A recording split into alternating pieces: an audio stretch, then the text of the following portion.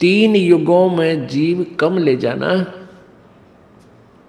क्योंकि परमात्मा ने कहा था कि मैं नीचे जाऊंगा, तेरे यथार्थ तेरी वास्तविकता से परिचित कराऊंगा कि ये काल है, इसकी भक्ति मत करो, पूर्ण परमात्मा की साधना करो, तुम सतलोक चलो, वहाँ के रहने वाले हो, तुम सभी आत्माएं वहाँ रहती थी, वहाँ सुखी थे, तुम इस काल के जाल में फंसकर तुम यहाँ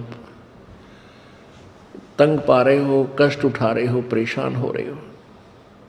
तो जो उस काल ने कहा कि प्रभु 3 युगों में जीव थोड़े ले जाना,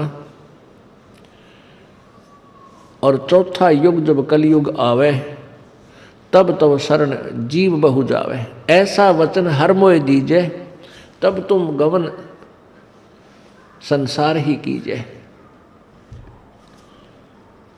परमात्मा कहते हैं जब उसने मुझसे ये वचन मांगा कि 3 युगों में जीव कम ले जाना और चौथा युग जब कलयुग आवे तब आप कितने ही जीव ले जाना, ऐसा वचन हर मोय दीजिए, हे भगवान मुझे ऐसा वचन दे दो, फिर तुम चले जाना नीचे।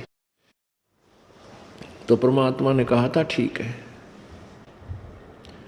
3 युगों में सतयुग त्रेता द्वापर में हम कम जीव ले जावांगे, और चौथे युग कलयुग में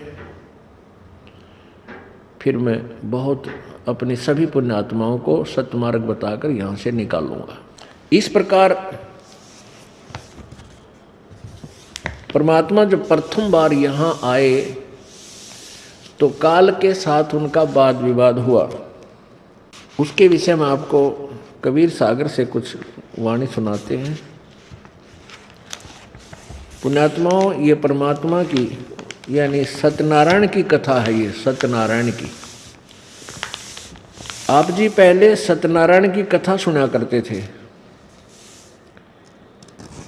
और वो सत्यनारायण की कथा सुनाने वाले